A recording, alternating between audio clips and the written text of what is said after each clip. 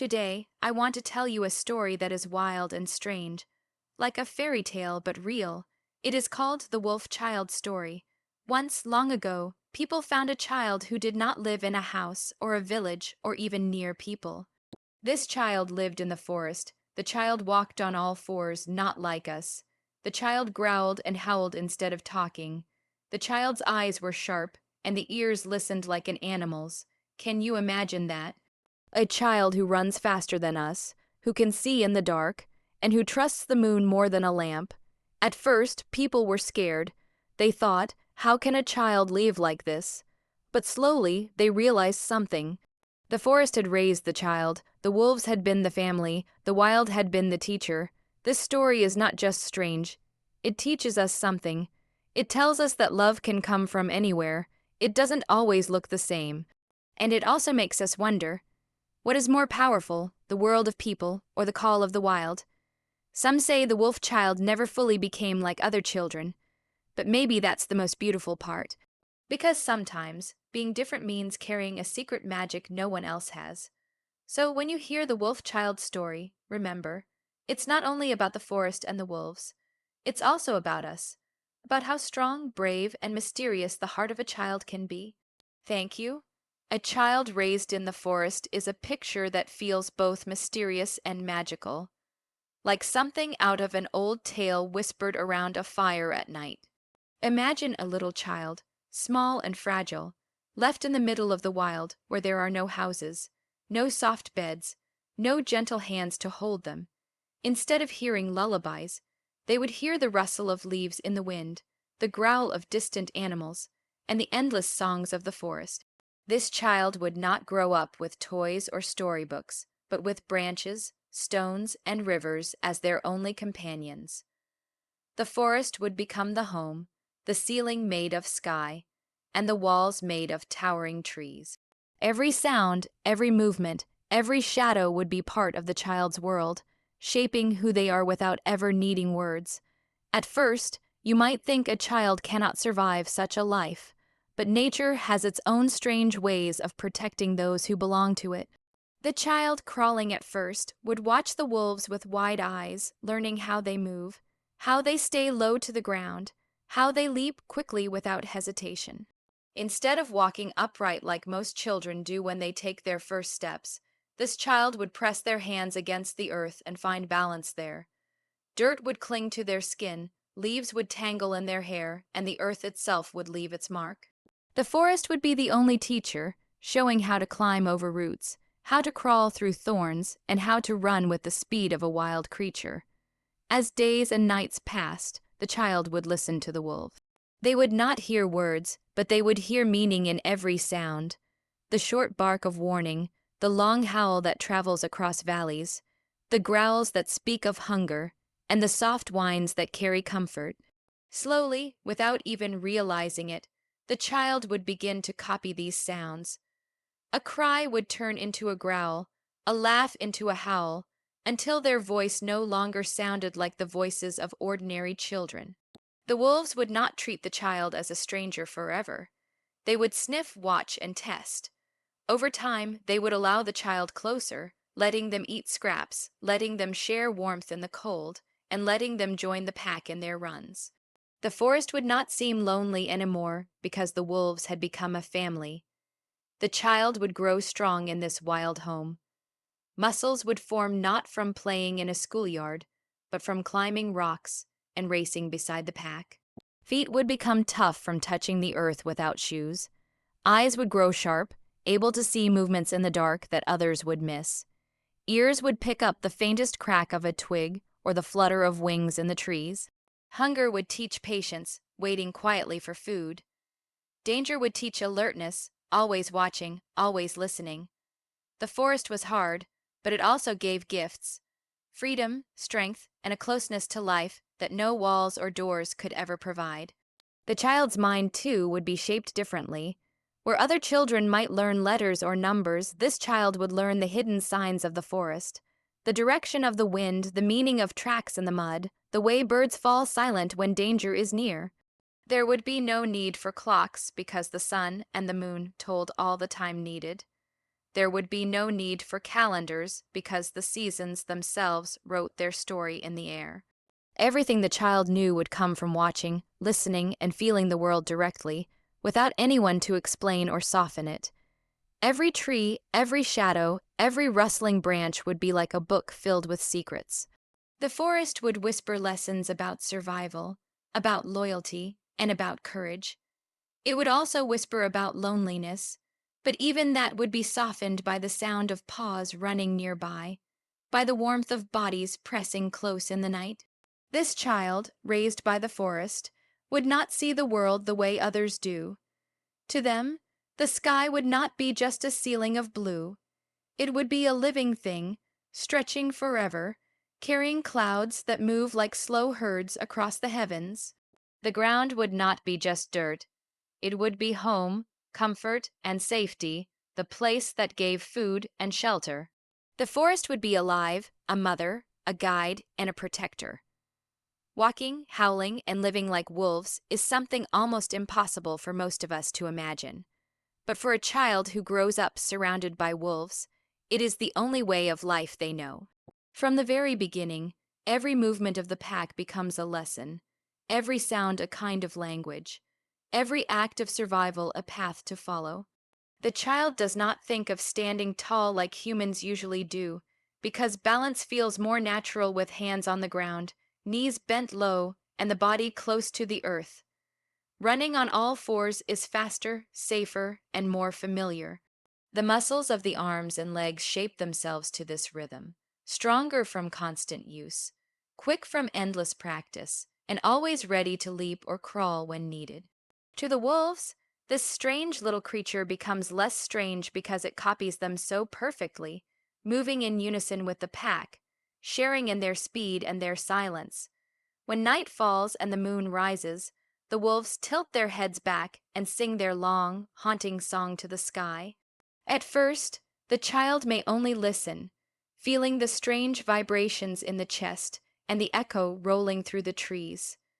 But slowly, a sound rises from their own throat, raw at first, then clearer, then wilder, until the child's voice joins the chorus. It is not words, but it is connection, a way to belong, a way to tell the forest we are here. The howl becomes the child's own, and it carries across the hills with the same fierce power as the wolves who taught it. To live with them is not just to eat what they eat or run where they run. It is to share their voice, to sing their music, to speak without speaking. Food is not served on a table in the forest. It must be found, chased, or torn apart. The child learns to wait silently with the pack, eyes locked, body crouched, every sense sharp and ready. When the wolves spring forward, the child springs too, clumsy at first, then quicker, learning how to follow the movements of the hunt. Fingers grab, teeth bite, and the meal is shared without plates, without spoons, only raw and real. Hunger makes the taste stronger, and the child learns that survival is not gentle. It is messy, fierce, and filled with struggle, yet it binds the pack closer together, because no one eats alone. Sleeping is different too. Instead of lying in a soft bed with blankets, the child curls against the wolves, sharing the heat of their bodies, listening to the steady rhythm of their breathing, and feeling safe in the center of their circle. The smell of fur becomes the smell of comfort, and the sound of growls in the distance becomes the sound of protection. The child does not fear the dark, because the dark is home. The forest at night is not empty but alive, and every sound in it is part of a song that has no end. Communication grows without words, a glance, a twitch of the ears, a shift in posture. These are the signals that guide the pack, and the child learns them all. When to stay low, when to move forward, when to retreat, all can be said with a single movement. The child does not need language like ours because the body speaks louder and the heart understands more deeply. Even emotions are shared in this way. Joy comes in play, rolling in the dirt, nipping and tumbling with the younger wolves. Anger comes in snarls and flashes of teeth. Care comes in gentle nudges and licks, reminding the child that they are not alone. Seasons change, and with them the lessons. In the summer, the pack moves lightly, finding food more easily and sleeping under the open sky. In the winter, survival becomes harder, and the child learns to endure cold, to seek warmth where it hides, and to trust the pack even more. The wolves grow thicker coats, but the child must rely on their closeness, on fireless warmth born only from fur and body. Every year strengthens the bond. Every hardship teaches another piece of the wild language that no school can ever teach. Over time, the child's senses become sharpened like the wolves. A faint smell in the air carries meaning: prey, predator, danger, or safety. A broken twig underfoot speaks of something moving nearby. The wind itself tells a story, bringing scents and sounds from far away. The child does not question this way of living, because it is all they know. Walking on all fours, howling to the moon, sleeping in the grass, sharing the raw meal of the hunt, these are not strange but ordinary, not frightening but natural. What seems impossible to others is the only possible life for the wolf child, a life where human habits fade and the rhythm of the wolves becomes the rhythm of the heart. Fear and wonder from people always appear when something does not fit into the patterns they already know, and the sight of a child moving like a creature of the forest shakes their minds more deeply than anything else. When villagers or travelers first catch a glimpse of such a child, there is often a gasp, a step backward, and a rush of whispers spreading like fire. A child, but not quite like a child, they understand. Bare feet pressed into the soil, hair tangled like vines, body bent close to the ground, eyes sharp and unblinking like an animal's. It unsettles them because it seems to blur the line between human and beast, a line they always believed was solid. Fear becomes the first response, because people fear what they cannot explain, and they fear most of all when something looks both familiar and strange at the same time. The child who walks with wolves does not behave like the children who sit in schools or play in streets. There is no smile of recognition, no shy laughter, no polite greeting. Instead, there might be a growl, a quick flash of teeth, or a dart into the shadows of the trees. The people watching wonder if this is truly a human child or something else entirely. They whisper stories of spirits, of curses, of children stolen by beasts and returned changed. Fear makes their voices sharp, but beneath it is also fascination, because what they are seeing is both frightening and marvelous. To them, it feels like witnessing a secret part of the world that was never meant to be revealed. When brave ones attempt to approach, they move cautiously, their hearts beating faster with each step. The child does not run to them with open arms, but watches warily, ready to leap away at any sign of threat. The eyes of the child are not soft or pleading, but piercing, wild, reflecting the forest more than any human home. This stare unsettles them even more, for it is a reminder that nature itself is watching them through this child, testing their courage. They hold out food, unsure if it will be accepted, trembling as if the act of giving bread or fruit might break some hidden rule of the wild. When the child snatches it quickly and disappears into the trees, their fear turns into amazement, and their stories later grow larger and stranger in the telling. For the people, the child becomes a kind of living legend. Around fires at night, they describe what they saw, voices hushed, eyes wide.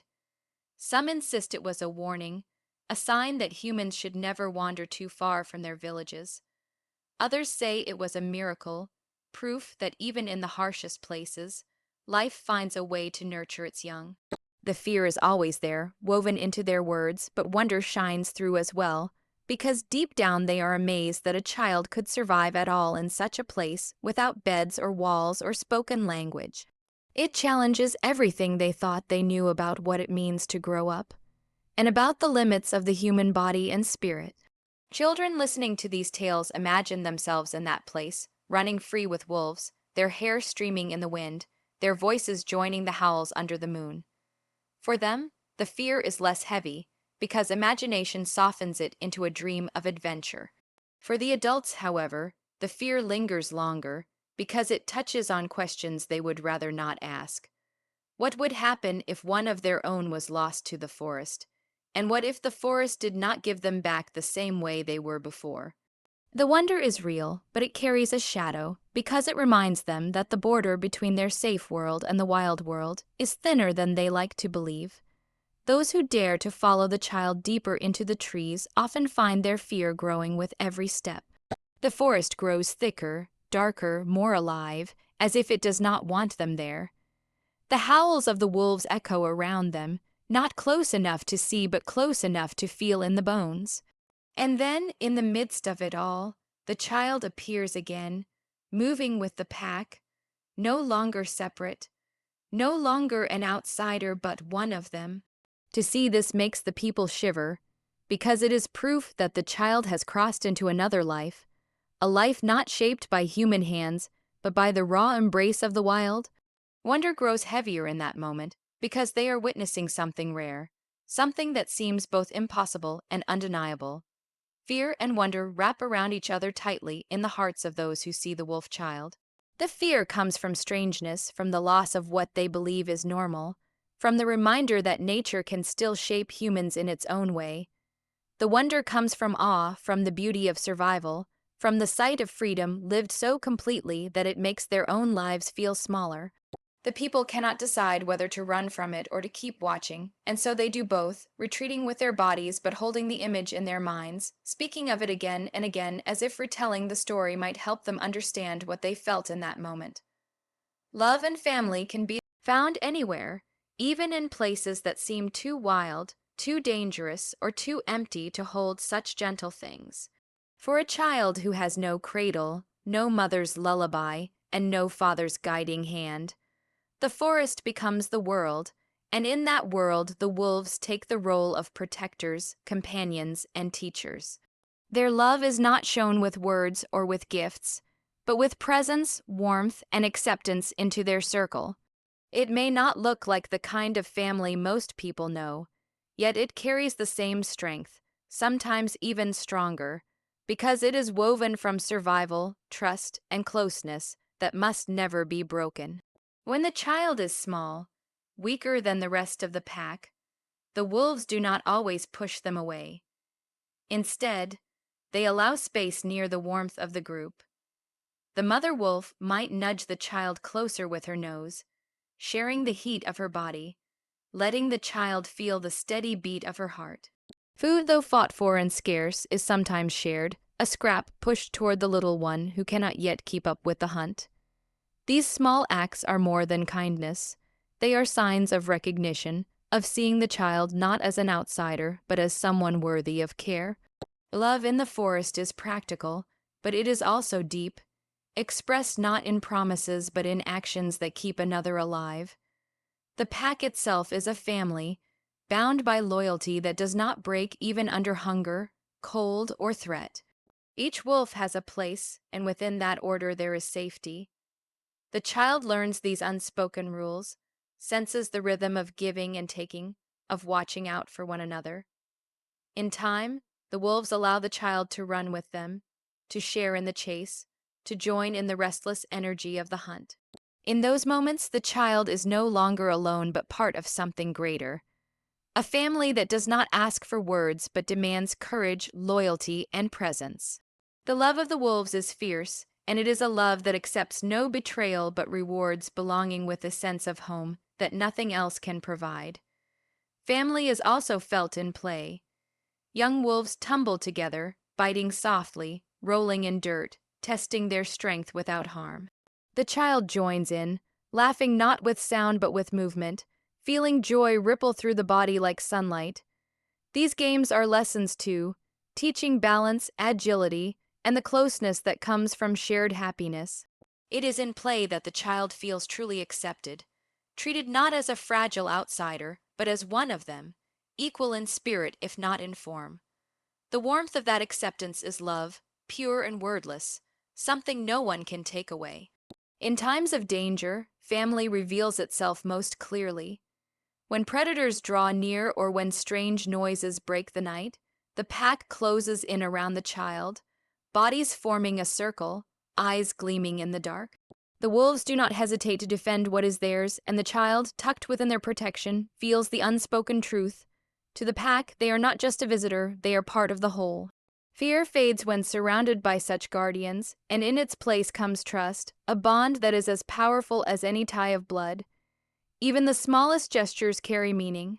A nudge of the nose to push the child toward safety, a lick across the face that soothes in silence, a playful bump that says you belong. These are the words of love in the language of wolves. The child learns to respond in kind, leaning close, pressing forehead to fur, giving back what is received. In this exchange grows a kind of family that is not measured by names or traditions, but by the unbreakable thread of connection. To most people, love and family are tied to human ways of living, but the wolf child learns something different. Love is not limited by species, by language, or by custom. It is found in the way living beings protect one another, feed one another, and share in both hardship and joy. The family of wolves may not look like the families in villages or towns, yet its heart beats the same, steady and true. Through the bond with the pack, the child discovers that love does not always speak in voices, but sometimes in howls that rise to the sky, in warmth shared on cold nights, in the safety of being part of something that will never let you stand alone. Being different can be magical, even when at first it seems frightening or lonely. A child who grows up in the forest, who does not move or speak like other children, carries something unusual inside them, something that sets them apart from the world they are born into. Most people look at differences with hesitation, sometimes even with fear, but in truth, the very things that make someone stand out are the same things that give them power, wonder, and a story unlike any other. For the wolf child, being different is not a curse but a gift, though one that many will never fully understand. From the moment the child is seen, crouched low, eyes burning with the brightness of the wild, people realize there is something extraordinary about them. They are human, but not entirely shaped by human hands or habits. This strangeness creates a distance, yet it also draws attention, because deep down everyone feels a pull toward what is rare. In a world where most lives are ordinary and predictable, the child represents mystery, a living secret that refuses to fit inside the usual lines. That difference is magical because it reminds others that life can still surprise them, that there are still wonders hidden in unexpected places. The way the child moves tells a story of magic too. Instead of stumbling clumsily on two legs, they run with the grace of a wolf, fast and fluid, each step in harmony with the ground beneath. It is a kind of dance learned not from lessons, but from the rhythm of the forest itself. People may call it strange, but there is beauty in that strangeness, a beauty that belongs only to the child. The same is true of their voice, shaped into howls and growls instead of human words. To outsiders, it may sound wild or unsettling, but to those who listen closely, it carries a haunting music, a reminder of the bond between humans and nature that was never fully broken. Even their senses carry magic. Eyes that can see through shadows, ears that catch the smallest sound, a nose that knows the difference between fear, hunger, and safety. All of these are powers the ordinary world does not possess. To the villagers who watch from a distance, it might look unnatural, but to the child it is simply part of who they are. Difference creates abilities, and abilities create wonder. The child does not need lanterns to guide their way, does not need locks to feel safe, because they carry within themselves the tools to live freely. That freedom is rare, and rare things always carry a spark of magic. Being different also means carrying two worlds inside. On one side, the wild world of the wolves, filled with instinct, loyalty, and survival. On the other side, the human world, with its words, tools, and endless curiosity. The child may never fully belong to one or the other, yet in this in-between space lies something special. They can see the strengths and weaknesses of both, understand the silence of the forest as well as the restless energy of human eyes. This perspective is magical because it allows them to hold knowledge that others cannot, to understand what it means to be more than one thing at once. Children in villages may envy this difference when they hear the story. They dream of running through trees, of calling to the moon, of living without walls or rules. To them, the wolf child seems enchanted, as if touched by something greater than ordinary life. They do not see the loneliness or hardship, only the thrill of freedom and the power of wildness. For adults, the magic lies elsewhere. They see survival where there should have been weakness, strength where there should have been none, and that resilience itself feels like a miracle. The child becomes a symbol, proof that being different does not mean being broken, but instead can mean being stronger in ways no one expects. Difference often draws judgment, but it also draws imagination. People whisper about the child with both fear and admiration, unable to decide whether they should be pitied or celebrated. Yet the very act of speaking about them keeps their story alive, passing it from one mouth to another, growing in wonder each time it is told. That is the magic of being different. It leaves an imprint that cannot be forgotten. While ordinary children grow and fade into the flow of life, the wolf child shines as a legend, remembered not for fitting in, but for standing apart. The magic is not only in the eyes of others, but in the child's own being. To live in the wild, to howl at the moon, to belong to wolves, to survive and thrive in a world that most humans could not endure, is itself a miracle of existence. Being different becomes a way of holding a secret, a way of carrying a power that few can touch. It may not always bring comfort, and it may not always bring acceptance, but it carries meaning, and meaning is what gives life its brightness.